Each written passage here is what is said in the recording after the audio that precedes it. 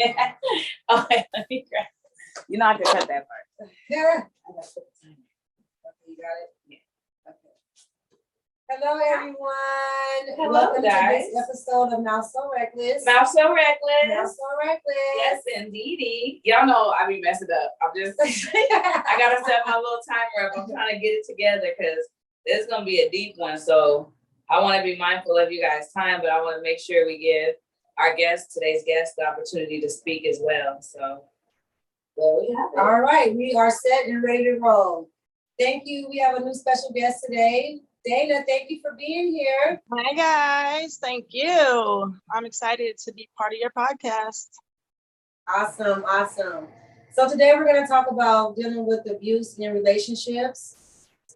And I wanted to start off by just hearing a little bit about your story with the abuse. Let's start off with just talking about some of the signs that should have been red flags before, that you should have noticed, actually. Red flags that you should have, or should have noticed. Red flags that I should have noticed is what you said? Yes. If there were any. What was that? Sorry, Ashley, I couldn't hear you. If there were any. Were there any red flags that you think, looking back, that you like replay in your mind and say, damn, he was crazy? Well, only because the individual who I did receive the abuse from, I knew from previously to this, Okay. as friends. And I knew that I didn't know the extent of what he was capable of, but I did know that he was, not pretty crazy to some sense. But at that time when I had met him, this was years ago, I was 18 years old, and we were extremely good friends. And all I saw from him was like someone who was like protective of me and really cool and kept me in the whole loop and looked out for me, but that quickly changed, after some time. Then we actually got in a relationship 6 or 7 years later. Okay, that's what I was going to ask. How many years later did you guys get into the relationship? Now, how far after, once you guys started dating, did it start off as, him still being more like a friend, or did it instantly change once you guys, started getting more serious? No, it was actually, we were super, it was the same whole, like, friends, like super cool, hanging out with him, again, like a protective type, but not possessive or abusive at that time. It took until after we had a child together, and it took until after my son was about, I want to say 3 to 6 months. Oh no, I know exactly when it was, July. So it was been about 7 or 8 months until actual physical abuse took place. Now, go ahead. Yeah, prior to that though, I started seeing more of a controlling thing, to where he didn't want me to go out and hang out with my friends or my family. It progressively and very slowly started. After I had my child, I very slowly started drawing back and, having something to say against me hanging out with my friends or hanging out with my family, and then kind of like trying to almost like kind of brainwash me against my own friends and family, which really didn't work for me, but other things worked. So, that happened first. That's what took place first. And let me ask a question really quick before you continue. Did you, yeah. how long into it before you had your baby with him, after you guys started dating? Not long. Maybe I got pregnant within maybe 6 months or something like that. Okay. So fairly quickly, it started to escalate. Very quickly. I agree with that too, Dana. I definitely agree with you, because it always starts like that. Like, at first they act like they just want to protect us and they just want to make sure we're good. They're always looking out for us, always super looking out. And because looking out for us is such a natural thing, a man is supposed to look out for a woman. We're not supposed to feel like that's going to turn into any type of abuse or any type of anything. And that's what they do. Sometimes I feel like they test the waters and, like you said, slowly build up and escalate the situation until, before we know it, we didn't even realize how it went from being my protector to all of a sudden, you know, we're into it. So was that the experience with you, or how did it graduate into that? It basically, it happened really honestly, like overnight. It went from, you know, this whole don't want you to really go hanging out with your friends or family. And I had went the first incident, I went to my mother's house for Sunday dinner, which we had done for years. And I mean, I'm talking about years. And I could tell it was irritating him, these Sunday dinners, and this one particular Sunday night. And when I came home, he was there with his friends, and he had already probably what I would say in his mind, just had made up his mind what that night was going to happen. And it just took me saying one wrong thing, and the next thing you know, I was unconscious pretty much. Wow. Mm-hmm. So the first time he ever escalated to physical abuse, you were unconscious the first incident? Oh yeah. I would. That was probably one of the worst. Type of verbal abuse prior to this, or was it just him being a little bit controlling, or was it verbal before it became physical? Not really verbal, more controlling. There wasn't any really verbal abuse, like saying, "Oh, like, right, you dumb," or "you're a bitch," or, you know, nothing like that. Like putting me down as an individual or anything like that. It was more or less the only. Actually, I mean, throughout the whole incident, it was more of a controlling situation. Like he wanted just to have control over every aspect of everything I did, whether it be drink a glass of wine or go hang out with my mom. It had to be okayed, and it usually wasn't okay, just to do the normal everyday activities that I wanted to be able to do as a human being. And I was also, I mean, take it lightly or take it how you want it, I was also the bread maker of the family. So that was a little bit different, because I was also supporting the family and taking the bullshit. A lot of the time the women are at home and have to deal with the man who comes home and does this stuff. But it wasn't that case for myself. Well, so let me ask you a question, only if you're comfortable asking it, because I noticed that a lot of conversations that happen about abuse, everybody wants to know what happened, how it escalated, what you went through and stuff like that. I'm curious to know if you're comfortable answering. How did you feel after that first incident? Because I know, like, it could have been a shock factor. It could have been, I mean, I just can't even imagine, like, emotionally, as a woman being in that position for the first time. How did you feel in that moment? Right. For that as well. It was actually very confusing. I mean, let's take into the fact that I was 15 years younger, 16 years younger than I am now. I have a lot more knowledge and stuff of life. I was. Uh-oh, we can't hear you. Yeah. It was at first, okay, I could say I was like the what would you say? The stereotype of it all. What's another better word for that? The script for it all, because I was convinced afterwards that the reason that he did this was because he loved me so much. You know, that's kind of how I squared it up to after the first time, which I don't, you know, people who are familiar with domestic violence and abuse, it's statistic. The average amount of times that a woman will go back to their abuser is 7 times. And ironically enough, I left on the 8th time of, like, seriously, you know, left, like, after. But this was over a 4.5, almost 5-year ordeal. It took me 5 years, almost 5 years to leave. Now, what was his reaction after this happened the first time? How did he react? He reacted of just, you know, I'm so sorry, I love you so much, and, you know, that this is why I did it, because I love you and I care, and I'm so sorry, and I didn't, you know, it was the whole typical because I loved you and because I care is why I did this. And was that the main attachment? Was that you just felt like you were so in love? Like, what was the attachment that just kept you there so many years. Well, first, how many years were you in it? So those that don't know how long you were stuck in this situation. It was 4.5, almost 5 years. So one of the main reasons is another also complicated factor of this all. So maybe the second time I believe that it happened, I went to the courts, and I went to the police multiple times, believe it or not, and the police never gave me any help.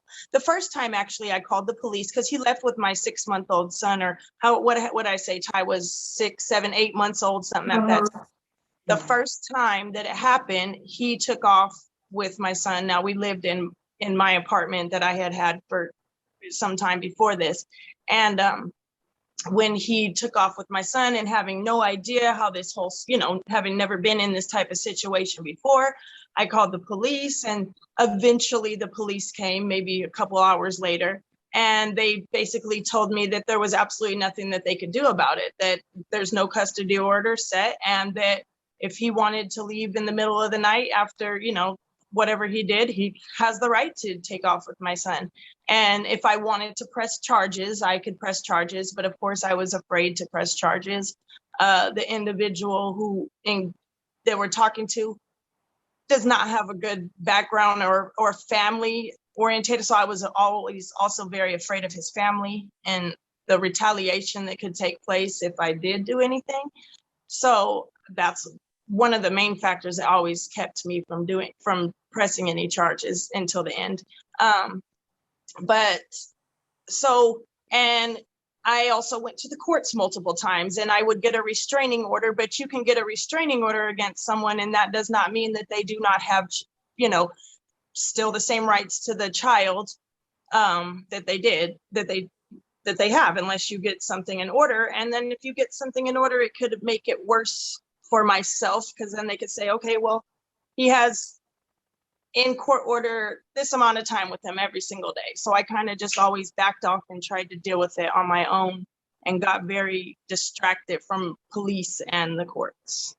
Right. And I think this is so important for people to understand, because people that have never been through something like this, and I'm one of them, like, it's easy to say, like, why she didn't just get her baby and leave and things like that. So I think the fact that you went to court, the fact that you called the police, the fact that you did all these things is admirable. And I think it's important that, you also walk us through everything that you did try, because people need to understand that it's not so easy to just get up, grab your child, and just leave. This is not a movie. This is real life. And the fact that your abuser is seeing you call the police and seeing you go to reports and getting restraining orders, and they're seeing it not stop him from doing anything. Yeah. So people have to understand that's like a hard process. So, and all of the things that you tried, how did his behavior change through you, calling the police and getting the restraining orders and things like that? How did that change his attitude and his behavior towards you in the midst of you trying to figure out how you were going to get away permanently? Right. Yeah. That would only make it worse. It'd only make the situation, well, it would kind of make it better for some time. We'd get back in the household together, and it'd be this whole breakup to makeup situation. And it would only end up right back where it started. Every single time it would literally just end up back in the same situation. There was no amount of trying to work it out, or trying to see eye to eye, or trying to, well, maybe if I do this different, or if I see it this way different, or maybe he's going to change. I thought for years he would change. And that's, like I said, that's one of the things that kept me there and kept me in the household, because I had my son there, and I didn't want to have my son in a different household. I wanted to be there protecting him. And since the courts or nobody else was going to protect him, I decided to stay there and protect him myself. Now, you said that you left on the 8th time. So how long, what was the longest time you left him for before the last final time? I left for about 6 months. In between that, this was about, I want to say, maybe 6 months prior to my final time leaving. I left, and I had got my own apartment and everything. And after just crazy nonsense. And it just sounds crazy that I actually went back after him busting out all the tires of every single car that I had in my grandmother's car and busting my window and showing up on my doorstep every single night and on my patio every single night. Somehow, in some way, this man convinced me to come back and live with him. And that I did. And that I did until the final breaking. So we lived in, we got an apartment back again together, and I was so miserable. I was so miserable. I couldn't have been more miserable. And I sat there one night and I was looking at my bird cage, and my bird cage bowl had a leak in it, and it was dripping a drip of water about every 20 seconds. And I looked at that drop of water, and I said, I portrayed it as my life dripping away. I watched my life dripping in this thing of water. And I knew that night I was going to leave. And I knew it only took a couple of words for me to provoke him. And I knew he could beat me up in a heartbeat if I wanted him to. And it was my time, and I was going to press charges, and I was going to leave. And it was going to be the absolute last time that I did it. And all it took was for me to say, I'm going to my mom's house after work today, and I'm taking our son, Ty, with me, who was like 4.5 at that time. And of course he said no. And I said, yes, I am. And, I said, I hate my life. And that's what I hate my life. Oh, okay. I said, I hate my life. I knew that was a trigger, would be a trigger for him. And that's all it took. And he beat me up, and he beat me up pretty good. And I left and I went to my job, and I told my manager, and which I had worked at this place for the whole entire time that I was with him. And I told so they had witnessed me getting beat up and going back and missing work. And I'm not the type to miss work and doing all this and that. And I told my manager that day, I was like, I can't work today, obviously. I'm going to go in my car and I'm going to call an ambulance, and I'm really going to do it this time. So I promise you I'm going to do it. And, all my coworkers gave me support. And I did. I called the police and I went to the hospital, and I was in there for the day or something. And I never turned back. And $20,000, and a year and a half later in court, I have full custody of my son. The individual who we're talking about actually just passed away, December, I want to say, November, December, something like that. But I have full custody of my son. The courts gave it to me, which is very rare in the state of California for a judge to give you absolute full custody with no rights to the father whatsoever. But after looking at the case and after pulling up all the incidences and the time I had been to court and the times I had tried to get a restraining order, and then we went to an actual trial, and the judge gave me, what was right and what I say in this situation. That's one of the things the whole time I never said, I'm going to take my son away from him. I never want my son to see him again. That wasn't the case. But for some individuals, I think that the alternate of being with the individual so toxic would have just ruined my son in this case. I'm talking about my case only, but right. But Dana, I think too, though, I think that it's important that you understand that when you go through things like that, the women and the man's body is resilient. We are built to take things, and our bodies are known to numb pain. And it becomes like, it almost becomes like a regular day to where we can get through it without realizing how bad it is. I know that I've been in situations, and Ashley's been in situations where it was so toxic, but so regular that it was like comfortable for us to where you couldn't even really see or know how bad it was. And it's because there was good times, there was times in between. And when you go and reach out to these different entities like the police and the courts, and they don't help you, and you have a child that he can get up and take from you at any time, I think that what you did was very strategic in a lot of ways. It did take you some time to get out, but you got out alive, and you got out with your son, and you busted your ass to come up with the money to fight a court system that works against women. Right. and you made it Thank out. you. And that's important because what people don't understand is, and they're not gonna like me saying this, but it's a known fact that not all, but some people in law enforcement are extremely abusive as well. So when you're calling them and you're leaning on them to intervene in your situation, they kind of understand the guy's perspective because they can relate to that same mentality. Exactly. So I think that you should never think that you're dumb or anything else for taking that long. I think that you have to do what you have to do, and you showed face. Nobody knew what was going on. I didn't know. You know what I mean? A lot of people at your job that you didn't share with, they definitely didn't know. So you have to commend yourself for not only being able to raise your son, but show face and make it appear to the outside looking in that everything was okay until you were able to strategize and get out there. And that's extremely important. And when you say that, how you say you did it strategically, that's exactly how I did it. Because the first time that I left, it didn't work out that way. He still had rights to my child. He still had some visitation with my child, it was not ever going to work out in anyone's favor. It wasn't going to work out definitely in my son's favor. And that's the main person who we're talking about here. So that's why I went back that other time after those 6 months that I had that apartment, because we had, gotten some little some court orientated like rules or regulations. He had a couple days, and that was never going to be I was broken. I knew my son was like not in the right place every single time. So I couldn't live the rest of my life like that. So it's like, okay, well, I'm going to go back so I could at least be in the same household as my son and protect him.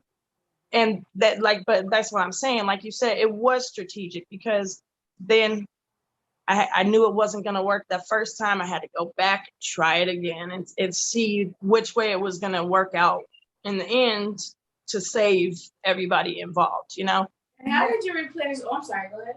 I was just going to ask, she was saying that you showed face because a lot of people didn't know what was going on, but what about the people that did know that was going on? I'm sure that was maybe, a little embarrassing for you to make excuses and the reason why you were going back. How did that work out for you? It was difficult, obviously very disappointing to my family over and over again. My mom, who is my biggest supporter, like my freaking best friend, it was obviously very heartbreaking for her every time. And it was embarrassing for myself. I sitting there and be like, okay, Mom, I need to come and stay at your house now because I left, and then I'd be there for the weekend. And then the next thing you know, she'd come home from work and I'm gone.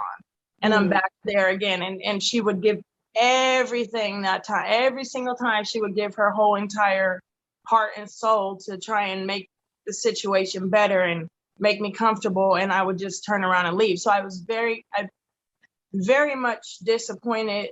My friends, you're one of my best friends. You know that. I'm honest, that was a very hard time for me just to see you, going through that. The stuff that you did, it was very hard to watch. Right. And I up and disappeared, and I left, and I left I left everybody. I disappointed everybody.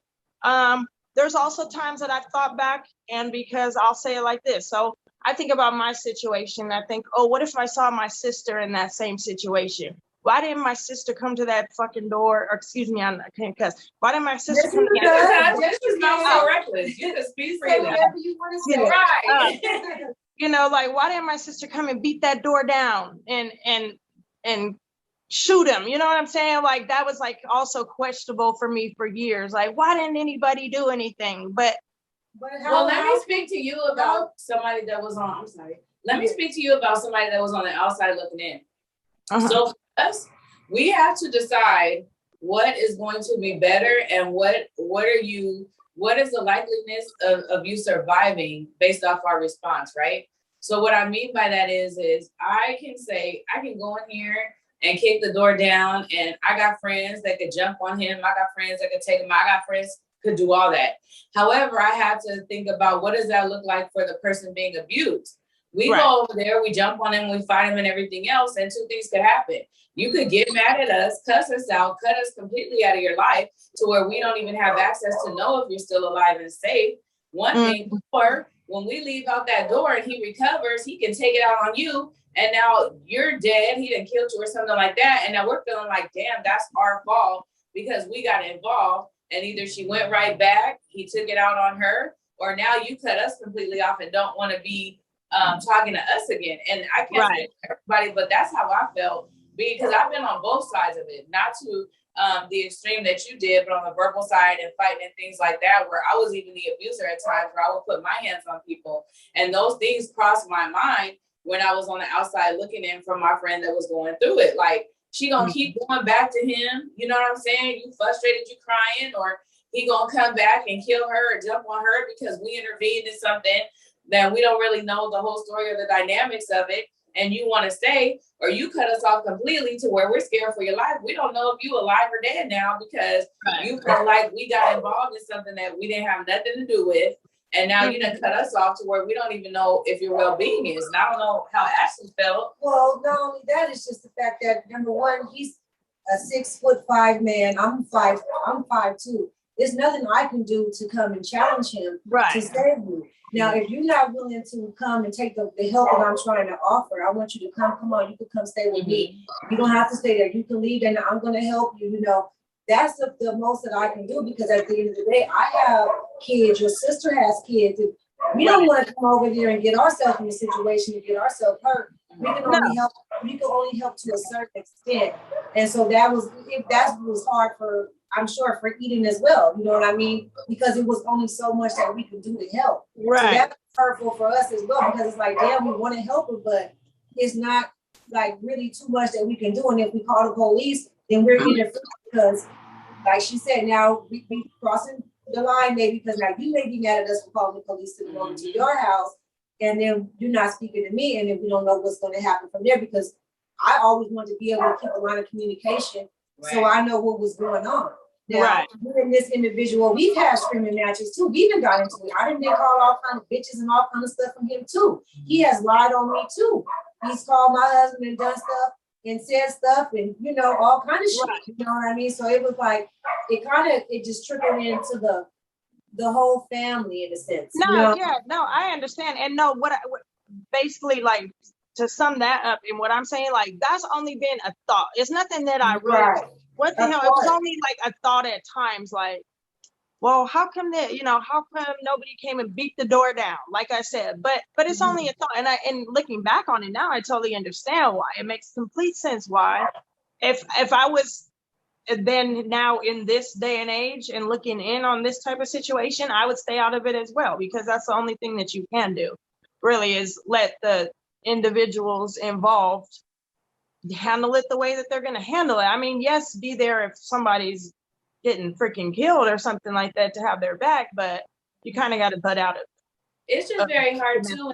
On the outside looking in, you also feel like, dang, why do I care more than she does? Why do you feel like, why I know I felt like, why am I willing to make more sacrifices and sacrifice my life and the safety of me and my children, and she's not willing to do the same thing? And again, I'm not talking about now, because, you know, we're all older, we're mature, you know, we gain knowledge and understand things a lot differently. But that's where I was at. I was feeling like, fuck that bitch. Like, I can't believe this bitch is letting this shit happen to her. And I'm over here getting in fights, getting in arguments, going through all this shit. And she don't even give a fuck. She's still there. Like, what about us? You know, she doesn't care if we lose her. She doesn't care how we're going to feel if something happens to her. She doesn't see that we're in pain just like she is. And it's kind of selfish too.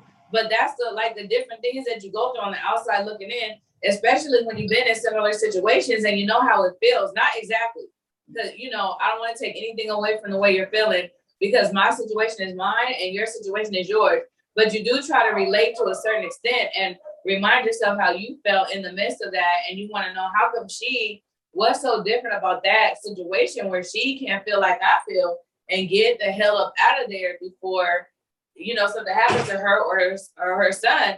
Because I don't even know if your son was a witness, you know, to some of the things. We haven't even gotten to that part yet. Right. But those are the things that we go through, you know, on the outside looking in. And for me, I've never been through a physical abusive relationship. So it's really hard for me to understand. To even relate to that. It's like you said, I'm like, get the fuck out. What? You know, that's my idea. Like, what are you going back for? You know what I mean? So that's why it's good for a lot of people like me that haven't been in that situation, for you to explain why it's so hard, you know, to leave that situation. This conversation is important because it's a lot of people going through it, and it's a lot of people watching people go through it. And it's a lot of law enforcement that's going to see this too. That's going to be like, dang, we probably should take these kind of calls a little more serious, because they're hearing your story and realizing that, okay, there are people that really want to get out of it and they really do feel stuck. And it's sad that we have to go through these extremes to get the correct attention so that people can get the support and help that they need. Right. Now, I could say that the courts and the law enforcement were my most aggravating factors in this whole situation, because you just felt, you think you can call the police and you got 3 policemen, obviously I'm a white, but you got 3 white policemen standing in your front door, and they're looking at the little white girl who got beat up by the black guy, and they're like, screw you, girl, like you should never mess with. So let me say why it's worse for you. In that sense though, it's almost worse for you, because most white people who have an issue with black people have a bigger issue with what they call nigger lovers. And white people that they call you, they say you want to be black, you think you're black, you're a nigger lover, screw you anyway, and they care less about you. You know? I dealt with that. Like they care less about you. They rather you die than see a black man go to jail in that sense, because why are you loving a nigger anyway? So don't ever take nothing away from yourself because you're white, because interracial relationships and that interracial racism is just as bad, if not worse. White people, I've seen it. I witnessed it. Oh, definitely. If it was a white on white crime, I'm sure I would have got help in some sort. I would have got a lot more help from the law enforcement and from the courts, probably. My case would have been heard more. But it definitely, they would literally, I could look at them looking at me like, you stupid bitch, like you deserve it. Oh, well. And that's terrible. That is so sad. You have to go through that. Now, let me ask you this.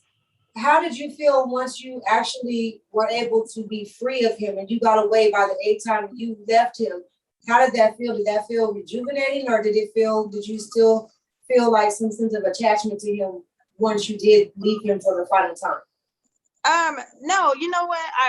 It was like so relieving. I lived in fear, obviously. Like for the first few years, I didn't go to a grocery store or out in public by myself, because we lived in the same area and I lived in fear of retaliation. He is crazy and I don't put anything behind him. So for the first few years, I was like more fearful of what was coming next and what was going to happen next. After a few years, that kind of died off, but let's flash back. It was pure relief. There was, like I said, obviously then following that was 2 years of court, which was very, very stressful. One of the most stressful things. My family was very, very involved and very helpful. That was probably like, that was almost as stressful as the whole situation before, because it's all up in someone else's hands, like the fate of your future and your life and your son's honestly well-being and future. Because if the individual involved had any rights with my son, he would not be the same person that he is today. And so just having that, but once the court situation was over, that was the best day of my life, like the best day, because I knew it was over, and nobody was going to be able to do anything to me unless you wanted to kill me, like that was going to be it. So let's go back a little bit though. So with your son being involved and in that with you, how did that impact your son? I know he was really, really young, but was he ever like in the midst of it? Was he ever witnessing it? And how did that go? He was witness to it multiple times. Again, like you said, he was very young. He doesn't remember much of anything of it. What was that? No, I said that's awesome, because even though he was young, it still could have been very traumatic for him to be in 4. Right. I mean, honestly, I can look back and remember to being about 4 or 5 years old. So I'm glad that he doesn't. Maybe he blocked it out some way. You know what I mean? Yeah, I'm sure he did. The other thing that I do have an older son who was involved, and that's the one who it impacted, I believe, most, because when my older son, they're 6 years apart. So when about the second or third case of abuse had happened, my mom basically told me she was taking my older son out of the house because she wasn't going to allow for him to be in that situation.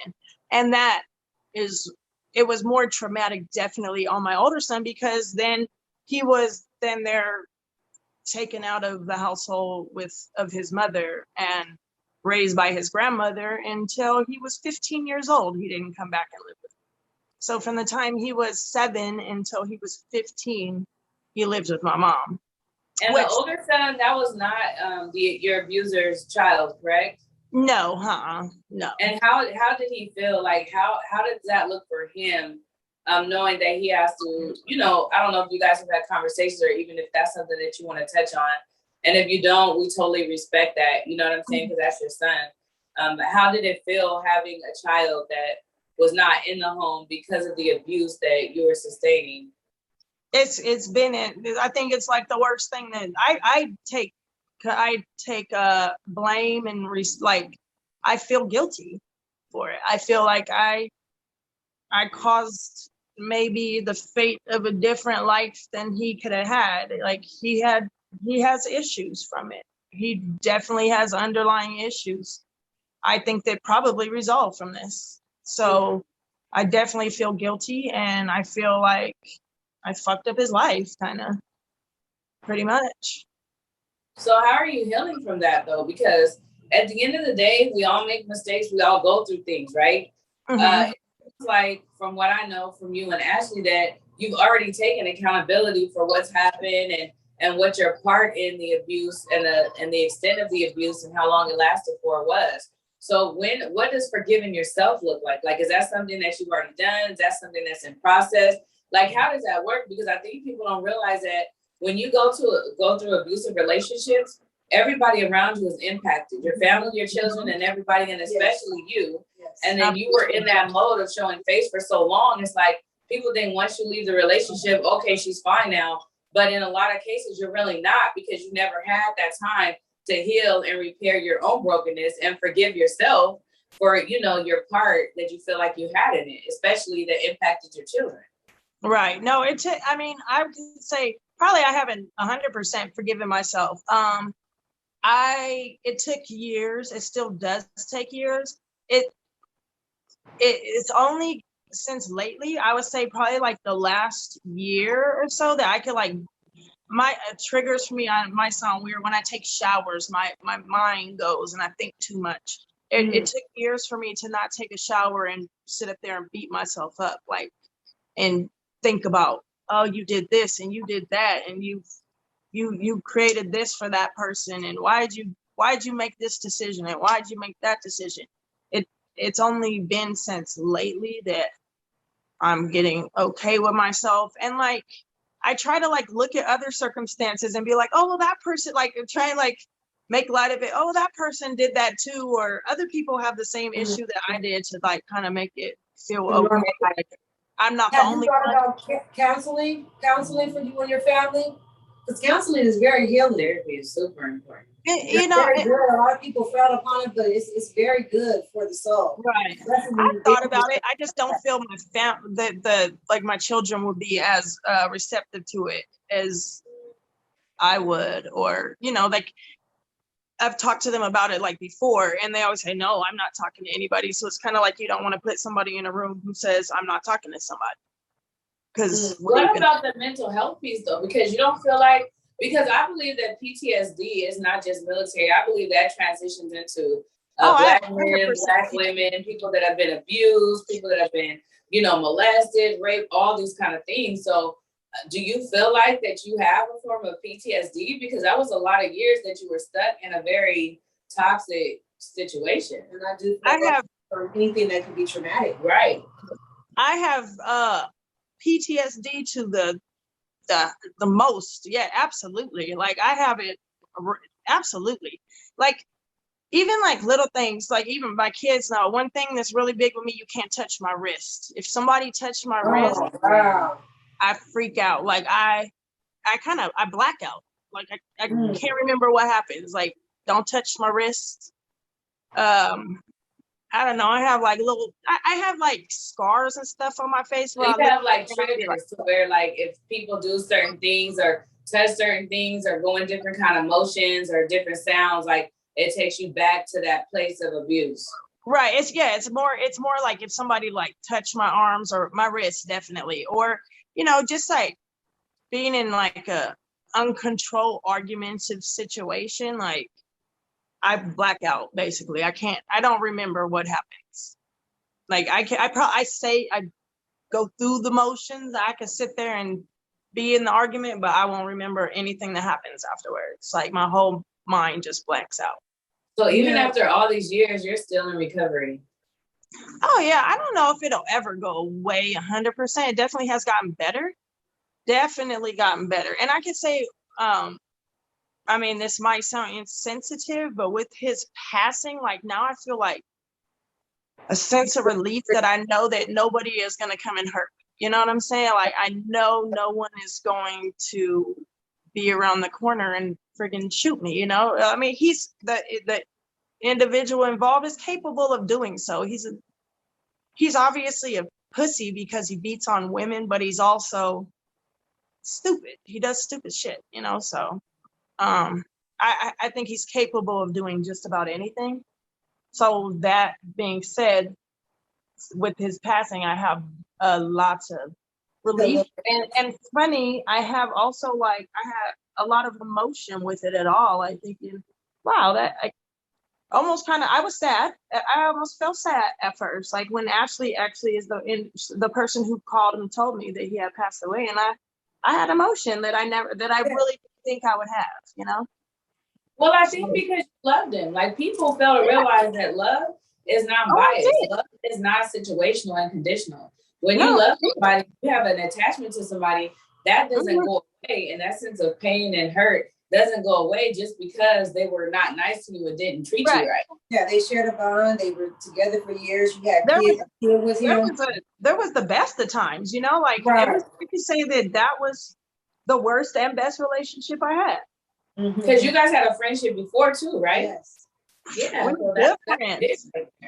So then even though your son, they'll maybe want to go to counseling, that maybe it would be therapeutic for you to maybe start going to counseling, and maybe they see that it's working for you, and then they may be susceptible to going to therapy. Yeah, it's a thought. I've thought about it. Or you're just against it all the way? No, I'm not against it. I've thought about it before. I'm definitely not opposed to it. It's a thought, just something that's I cannot tell you what to do, but I would definitely encourage you to talk to somebody, because I feel like traumatic issues like that, because especially in the environments that we grew up in, it wasn't really pushed, it wasn't really taught. So we don't even have our own tools to know how to really truly recover from these things. And you've never been through it before. You know what I mean? So like going through something that you've never been through before, you're not going to know how to process it all by yourself. You're going to know how to cope because we're resilient individuals and we have to do what we have to do to keep moving. But it comes to a point where you don't have to just keep moving. You got to get the help that you need, the resources, the professionals involved to help you really get rid of that trauma, to help you to where when you get to a point where you start having grandkids and things like that, and they reach for your hand, you're not jumping or going back to visit that place because of that trauma. So I would definitely encourage it. I can't put you on a timeline or anything like that because you have to be ready for that. But I do know that you're very strong, you're very resilient, and you've already got through all of this time just on your own. So just imagine the growth that you can have if you do reach out and talk to somebody that can help you complete. Yeah, I agree. I totally agree that would be a good thing. Maybe this will be the push. Yeah. I'm sorry, go ahead. What were you going to say? No, I wasn't going to say nothing. Go ahead. Did this individual ever go to jail or do any time for the things that he's done to you? Yes and no. He went to jail after I turned him into the police. He ran from the police for a year, and he was actually gone for on the run for a year. And that's crazy, a whole year, and they act like they can't find nobody. Right. And he was right around the corner. But so he went to jail for a few different charges. One of being the domestic abuse charge that I had pressed. Another being terrorist threats on my mother because he called my mom and said that he was going to kill her and all this stuff. So she had it on recording and she turned it in after the situation. The charges for believe it or not, the charges for domestic violence were dropped. The terrorist threats charges stood, and he did serve a year for the terrorist threats. But the domestic what's crazy though? You know what's crazy thing about that? It's 100% factual that a man will go to jail longer, way longer, for weed possession, for petty theft, for things that don't even matter, that don't involve harm or anything or anybody else. I'm sorry if I got louder. I'm passionate about this. This drives me crazy. But you will go to jail for all these little minute stuff. Weed is legal now. You're still getting arrested. You'll get arrested and go to jail for not giving your name when they didn't have a right to ask you for it because you were no threat. But you're almost killing people. It's a violent crime. The mother of your children. Mentally damaging people. Right. You're putting your children in danger. You're doing all of those things, and those are the charges that are dropped. Right. That's incredible. Because that makes it to where he can't even lose custody of his children or anything else. Right. Like that's horrible. That's like a game. Yeah, right. And they want to perpetuate the abuse within our community. You know, whether you're Black, whether you're biracial, we are under attack. And it's almost like, oh, let's drop this charge so we can perpetuate this behavior and keep an abuser in the house and keep breaking up these families, keep them damaged, and let that go on for generations and generations. And those examples are being shown. So that is horrible. No, it is. It's absolutely people out there that are dealing with the situation right now. What would you say to those people? That you don't have to go back, that there really is a way out, and it takes time. Do it at the right time, but don't waste time. Don't sit there and waste 5 years. Right. Because you're just, it's unfortunately, and it might sound stupid and it might sound like something off the television. And once that happens, it's not going to stop. Like once an abuser, always an abuser. Like they say, once a cheater, always a cheater. But at least in that immediate situation when you don't seek help or take accountability and ownership of what you're doing. So, do you believe that people cannot rehab from abusing people? What was that? Sorry. So, you believe that a person cannot rehab from being an abuser?